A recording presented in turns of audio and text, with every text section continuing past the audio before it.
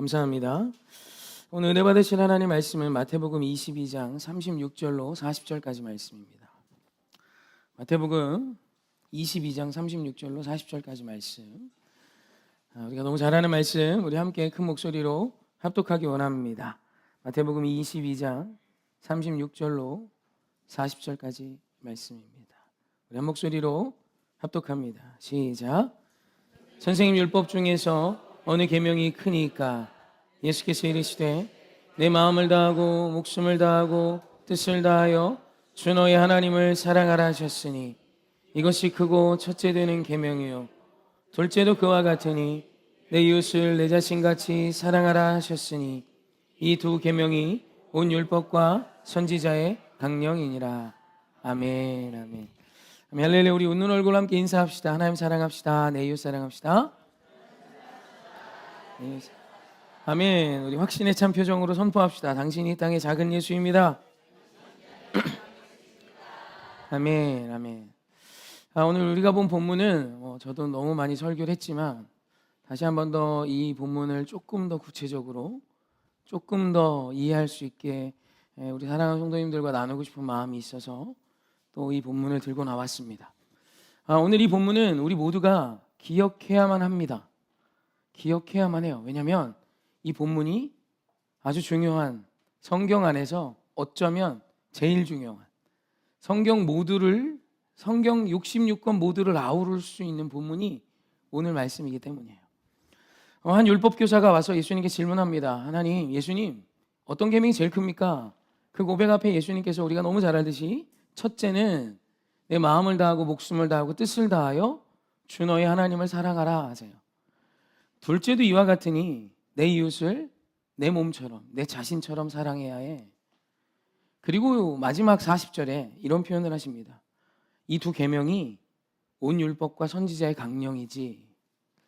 우리말 강령이니라로 번역된 히브리어를 새 번역은 본뜻이다. 그리고 공동 번역은 골자이다 라고 번역해놨고요. 현대인의 성경은 이 40절을 이렇게 번역했습니다.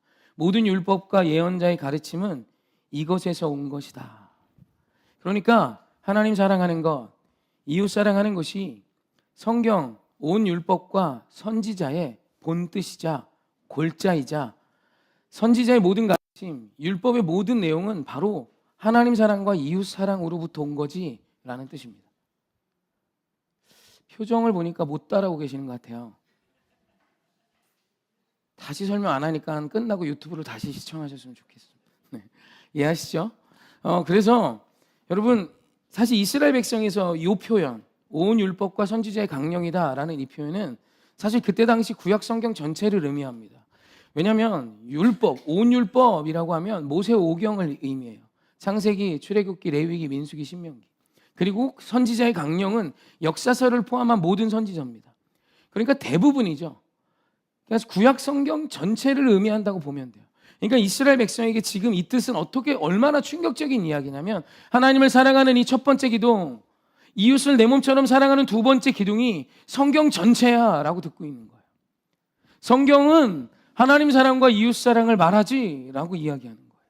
그러니까 예수님 어떤 게 제일 크고 첫째 되는 중요한 계명입니까? 라는 질문 앞에 예수님께서 성경의 핵심은 이거야, 이게 성경이지 라고 말씀하시는 거예요. 그 성경의 내용이 뭐라고요? 하나님 사랑, 이웃 사랑.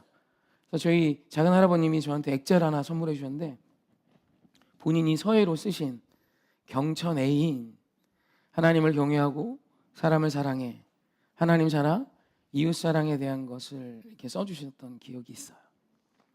그리고 그리스도인의 그래서 핵심은 사랑입니다. 여러분, 그리스도인은 그래서 사랑하며 사는 자예요. 오늘 제목이 사랑하며 사는 자거든요. 왜 사랑하며 사는 자라고 제목을 정했냐면 그게 그리스도인의 정체이기 때문입니다. 사랑하는 성도님, 사랑하며 사십니까? 이건 선택이 아니에요. 우리가 예수를 믿는다면, 우리가 하나님을 믿는다면 우리 모두가 해야만 하는 거예요. 하셔야 합니다. 사랑하는 거 좋지요, 목사님. 근데 그거 어떻게 다 합니까? 저는 예외예요. 아니에요. 성경의 모든 핵심이 하나님 사랑과 이웃 사랑을 말씀하세요. 그래서 우리는 사랑하며 살아야 합니다. 성경에서 보면 사랑의 위엄이 얼마나 대단한지를 표현하는 말씀이 많지만 그중에 고린도전서 13장에 있는 말씀을 좀 보았으면 합니다. 함께 합독합시다. 시작. 사랑은 언제까지나 떨어지지 아니하되 예언도 패하고 방언도 그치고 지식도 패하리라. 우리는 부분적으로 알고 부분적으로 예언하니 온전한 것이 올 때에는 부분적으로 하던 것이 패하리라. 아멘. 오늘 이 말씀이 사랑이 어떤 능력인지, 사랑이, 성경이 말하는 사랑이 어떤 건지를 말해주고 있어요. 첫째, 예언도 패하고 방언도 패하고 지식도 패한대요. 여러분, 예언이 뭡니까? 예언은 예나 지금이나 대단한 거 아니에요? 그죠? 누가 내일을 예언해줘 그러면 여러분 그죠? 다 듣고 싶지 않아. 관심이 없어 보이는 표정이지만 그래도 내일의 나에 대해 관심이 있지요. 그리고 방언은, 성경이 말하는 방언은 하나님의 힘입니다. 이스라엘 백성에게 성령께서 임하시고 이스라엘 백성이 성령 충만하자 방언하기 시작하거든요. 그랬더니 각 태어났던 나라가 달랐던 모든 사람들이 하나님의 큰 일을 듣고 그들이 하나 되기 시작해요. 성경이 말하는 방언은 그냥 우리가 못 알아듣는 어떤 그런 수준이 아니라 하나됨의 원천이자 하나됨의 힘이에요. 그리고 여기서 말하는 지식은 그냥 어떤 공학, 어떤 뭐 철학 이런 수준이 아니라 하나님에 대한 지식입니다. 근데 여러분, 이게 부분적인 거래요. 이건 패해질 수도 있대요. 이게 사실 충격적인 표현입니다. 이스라엘 백성에게 이건 너무 큰 충격적인 이야기예요. 그 고린도 땅에서 하신 말씀이니까 그 고린도 땅은 지식이 가득했어요. 모든 사람이 자신이 가진 지식을 공터에 나와서 막 선포하고 설파했어요.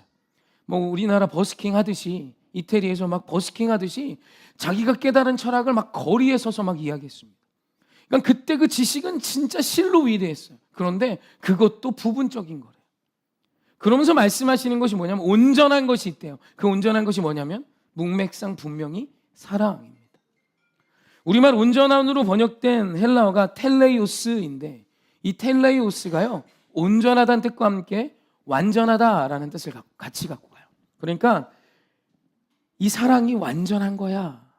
이 완전한 사랑이 오면 그 부분적인 모든 것들도 해결될 수 있고 그 모든 것들이 다 패해질 수 있지. 완성의 정점이 사랑이야 라는 겁니다. 그래서 우리말 그 완전함으로 번역된 텔레이오스는요, 그냥 단순히 어떤 한 부분의 온전함이 아니에요. 어떤 요리하는 부분의 온전함, 관계의 온전함이 아니라 이렇게 써 있습니다. 노동, 성장, 정신적, 도덕적 부분에 있어 완전함. 그러니까 인간의 내적 모든 요소에 있어서 가장 완전한 것이 사랑이야 라고 말하는 겁니다. 그러니까 사랑하는 성도님, 오늘 우리 인생에 온전함과 완전함이 회복되기 원하십니까? 그럼 사랑하며 사는 삶을 사모하셔야 합니다. 우리가 사랑하며 사는 것 하면 되게 부담스럽게 생각합니다. 그렇게 생각하지 마십시오. 하나님이 오늘 우리에게 주시는 제일 좋은 선물이 사랑하며 사는 거예요. 할렐루야. 진짜입니다. 돈이 억만금 있는 것보다 더 큰 힘이 사랑하며 사는 겁니다. 세상이 말하는 어떤 대단한 예언도 지식도 방언도 폐허해지지만 사랑이 오면 그 모든 것들이 폐허해지고 완전한 그 하나님의 사랑이 오면 그것이 최고라고 말씀하시는 거예요. 여러분, 오늘 우리의 인생이 회복되고 오늘 우리의 인생이 온전해지시기 원하십니까? 그렇다면 사랑하는 삶을 결정하셔야 합니다. 이걸 단순히 부담으로 여기는 것이 아니라 오늘 저와 여러분은 이 사랑하며 사는 삶을 사모하셔야 돼요. 그런데 아무리 그렇게 이야기해도 어렵습니다. 사랑하는 거 너무 어렵게 생각합니다. 어떠십니까? 사랑하며 사는 게 목사님 어렵습니다 라는 생각을 진짜 많이 합니다. 하나님, 목사님, 사랑하며 사는 거 좋은 거 아는데 저는 하며 살기 어렵습니다 라는 생각을 많이 갖습니다. 그 이유 중에 하나가 사랑에 대한 오해입니다. 사실 사랑이 이 세상에 흔하죠. 그죠? 다 사랑이잖아요. 그죠? 구독과 좋아요도 사랑이잖아요. 맞죠? 명품백도 사랑이잖아요. 신축 아파트는 사랑 아닌가요? 그죠? 새로 나온 신형 세단 뭐 사랑 아닌가요? 맞죠? 네. 뭐 사랑, 네, 그죠? 나를 만족해 하는 건 다 사랑이다. 막 이렇게 표현하잖아요. 네, 그리고 뭐 이렇게 스타벅스에서는 love is feeling이라고 말하면서 사랑은 느낌이야라고도 이야기합니다. 그래서 온통 사랑입니다. 저 교회에서도 사랑이란 말이 엄청 많죠. 저도 우리 사랑하는 성도님들을 사랑하는 성도님이라고 부르지 원수 같은 성도님이라고 하지 않습니다. 예, 보통 사랑합니다, 축복합니다. 저도 입에 늘 닳도록 달고 사는 게 사랑합니다 예요. 사랑이라는 표현이 진짜 흔한데 사랑하며 살아보셨습니까? 쉽지 않죠. 어렵습니다.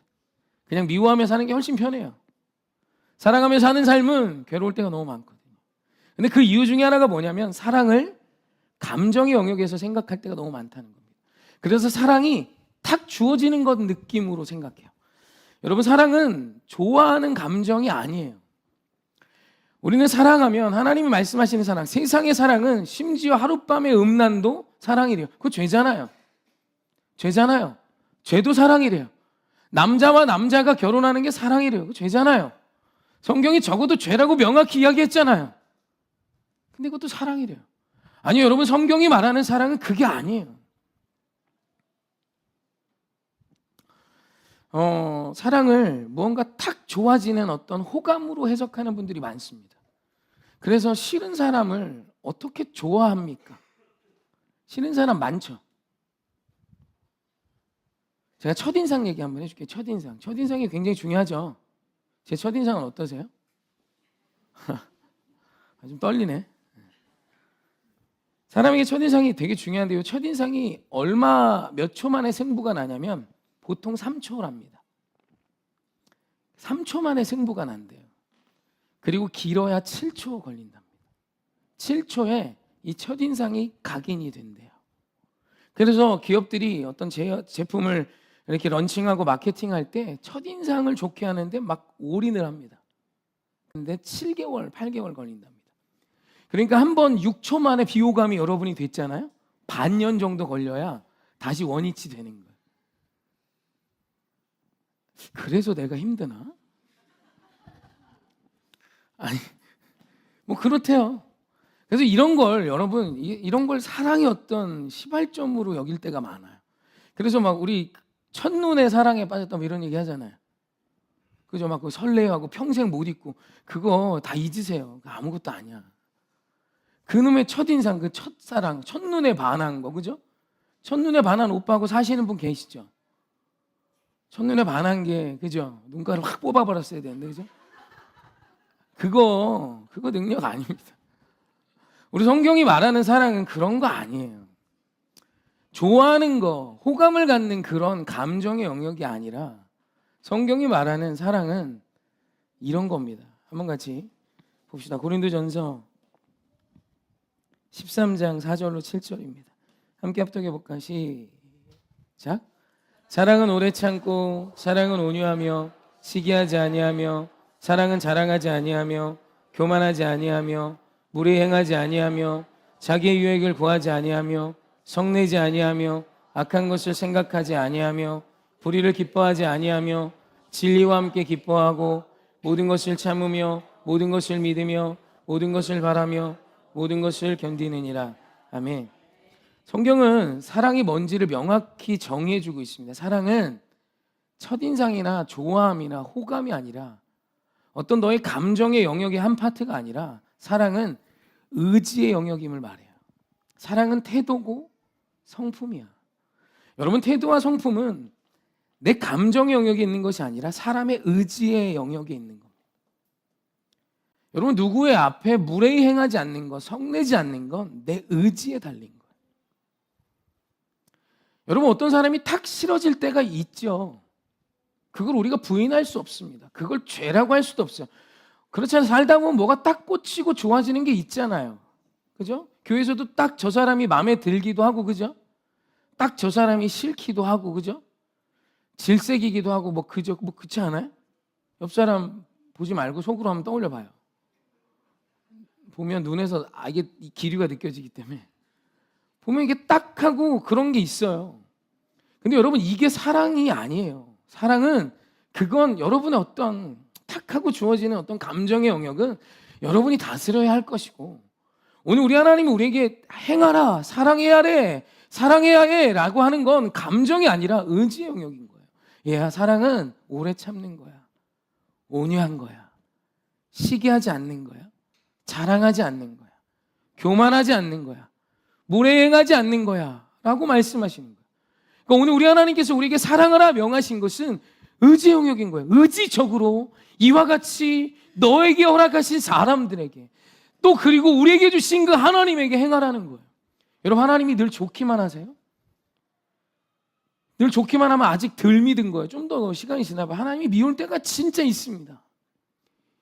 이분이 진짜 별로일 때가 좀 많아요. 그래서 저는 하나님한테 시비 걸 때 꽤 있습니다. 기도하면서 예전에는 버릇없고 그럴 때는 내가 그렇게 기도한 게 응답이 안 된 거예요. 그래서 하나님에서 님을 빼고 이렇게 했어요. 하나! 네가 나한테 그럴 수 있어, 하나! 이러면서 얼마나 회개를 했는지 모릅니다. 그때 19살 때 이야기입니다. 지금은 안 그래요. 하나님이시죠. 아무튼 하나님을 믿고 이렇게 동행하다 보면 하나님도 미울 때가 있습니다. 그런데 그런 그때에 저는 하나님께 의지적으로 무례히 행했어요. 하나! 그리고 하나님께 의지적으로 화냈어요. 당신이 이럴 수 있어. 하나님께 의지적으로 분노했어요.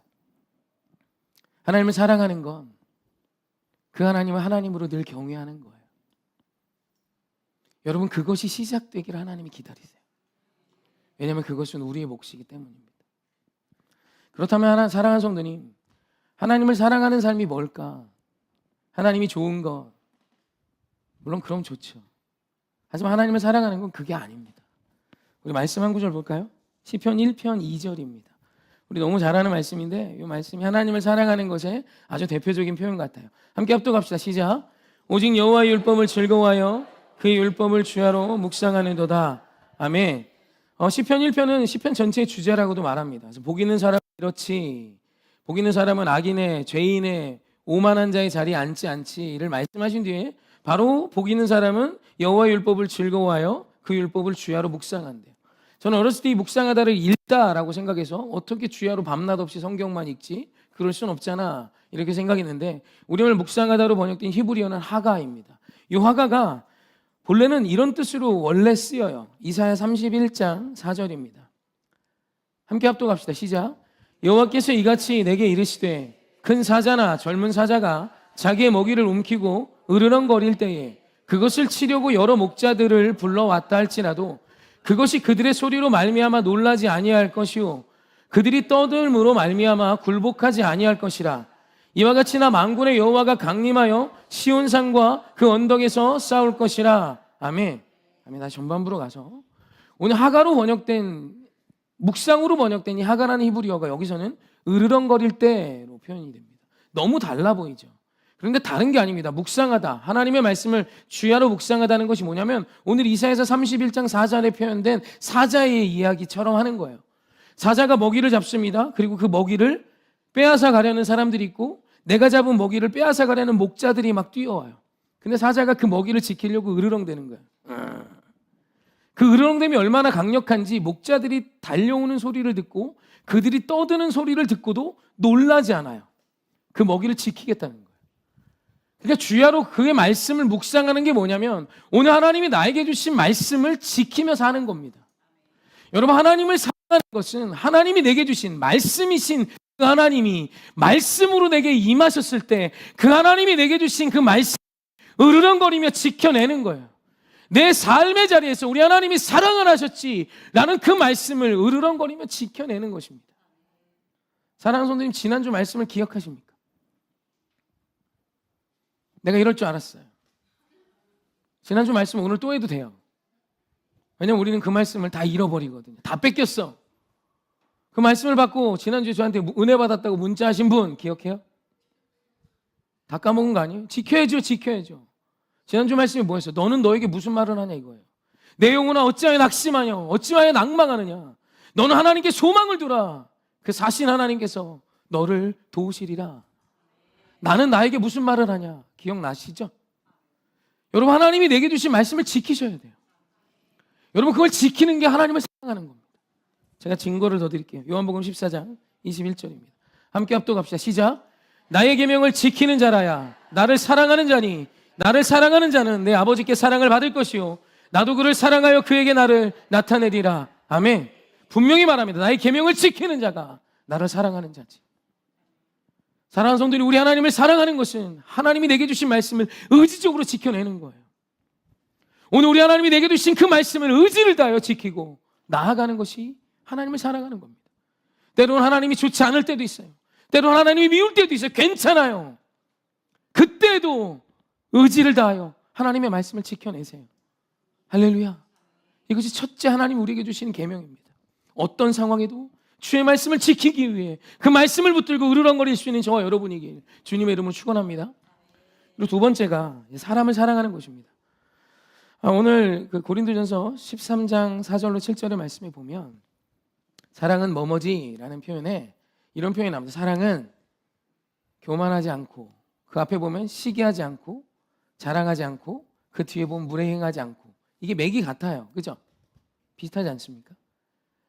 교만하다, 우리말 교만으로 번역된 히브리어가 부풀리다, 피시오인데, 이 헬라어가 휘시오인데, 헬라어입니다. 헬라어가 피시오인데 이게 부풀리다는 뜻입니다. 그러니까 보거가 이렇게 막 잡히고 위험에 처하면 하잖아요. 뭐 그런 거. 코브라가 이렇게 있다가 이렇게 공격하려고 그러면 활배근을 열잖아. 이렇게 웃기려고 한 건데. 아무튼 코브라 이렇게 이게 부풀리는 거. 아무튼 부풀리는 거.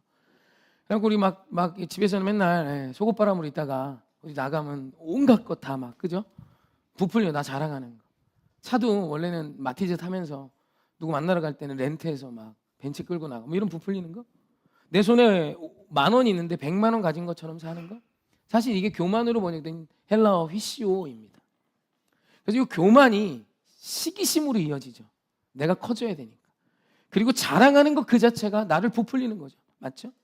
무례행하는 거는 내가 이미 커졌다는 뜻이죠. 맞죠? 그래서 여러분, 사랑하는 사람은 나를 부풀리지 않는 자예요. 상대 앞에서. 여러분, 이거 어려운 이야기는 아니잖아요. 상대 앞에서 나를 커 보이지 않게 하는 거예요. 그렇다고 그냥 추리닝 바람으로 나오라는 건 아닙니다. 잘 지혜롭게 받아들이셔야 돼요. 여러분, 상대 앞에서 내가 교만해지지 않는 것이 사랑이래요. 누군가를 멸시하고 천대하는 그것이 사랑하지 않는 삶인 거예요. 그래서 교만과 반대되는 개념이 뭐냐면 겸손입니다. 겸손은 그 단어 자체의 뜻이 뭐냐면 찍어 누르다, 내리누르다라는 뜻입니다. 그러니까 나를 의지적으로 내리는 거예요. 찍어 누르는 거예요. 여러분, 그것이 겸손입니다. 혹시 이런 얘기 들어보셨죠? 내 주변에 또라이들이 너무 많아. 뭐 이런 얘기 들어요. 제가 하는 건 아니고요. 그런 얘기 난 종종 들은 것 같아요. 주변에 다 또라이들 투성이야. 이 또라이가 미친놈, 미친 사람이란 의미를 갖을 수도 있지만 사실 대부분은 이해할 수 없는 사람이란 뜻 같아요. 맞죠? 너무 많이 끄떡끄떡 하시면 안 되는데, 곤란한데 다음 설교 들으면. 내 주변에 또라이가 많아. 이 얘기 뭐냐면 이해할 수 없는 사람 투성이란 뜻이에요. 여러분, 영어는 헬라어에 많이 뿌리를 두고 있습니다. 헬라어가 라틴어가 됐고 라틴어에서 영어가 왔죠. 그래서 이 영어의 표현에 아주 성경적인 표현이 많아요. 그 중에 하나가 뭐냐면 우리말로 이해하다라는 뜻의 understand입니다. 이게 합성어인데 아래의 뜻을 가진 under와 서다의 뜻을 가진 stand가 합쳐져서 understand가 됩니다. 여러분, 상대를 이해하는 힘이 어디에 있냐면 그의 아래에 서는 것에 있다는 거예요. 왜 내 주변이 다 또라이인가? 내가 그들 누구 아래에도 서본 적이 없어서는 아닐까요? 적어도 영어는 누군가를 이해할 수 있는 힘이 어디에 있냐면 위치에 있다 이거예요. 오늘 네가 너를 어떤 사람을 이해하기 원하니 그러기 위해서 오늘 네가 해야 되는 게 뭐냐면 그의 아래에 서는 거야. Understand? 아래에 섰니? 라고 묻고 있는 거예요. 너 아래에 서 있니? 라고요.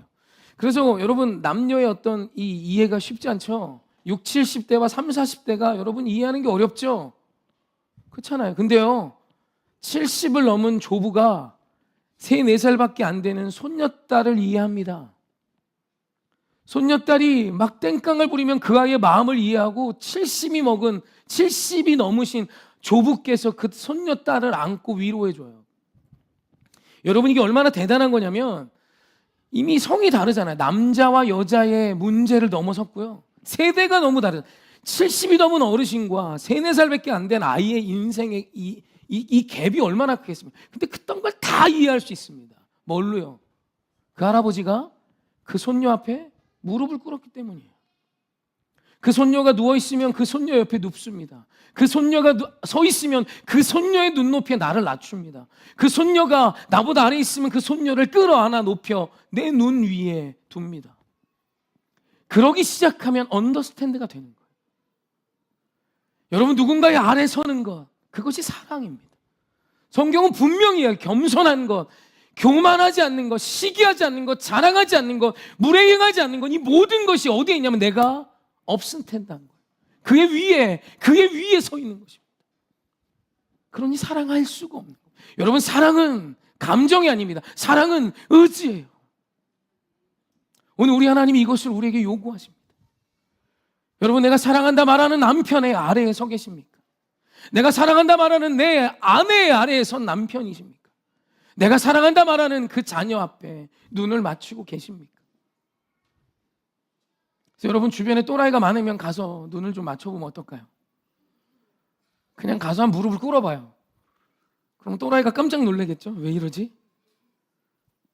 여러분, 알고 보면, 죄송하면 자꾸 또라이란 말, 또라이의 삶에 참 귀한 은혜가 있을 때가 있어요.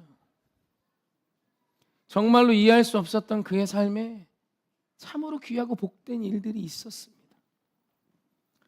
사랑해서 오늘 우리 하나님이 우리에게 사랑하며 살기를 원하세요. 이게 우리에게 하나님이 제시하시는 가장 큰 복입니다. 천국을 누리기 원하십니까?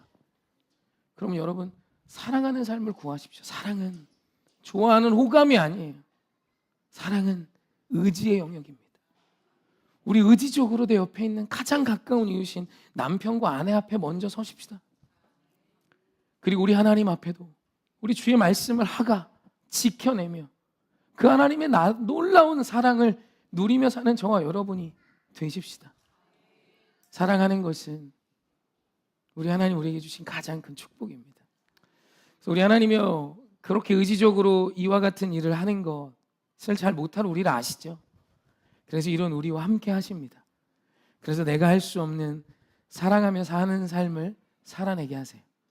그래서 오늘 우리가 준비한 찬양이 그래서 내 안의 한계를 넘어입니다. 우리 찬양 다시 한 번 더 하실 때 우리 사랑할 수 없는 나에게 한계를 넘어 더 사랑하게 하실 그 하나님을 바라보며 찬양할 수 있었으면 좋겠습니다.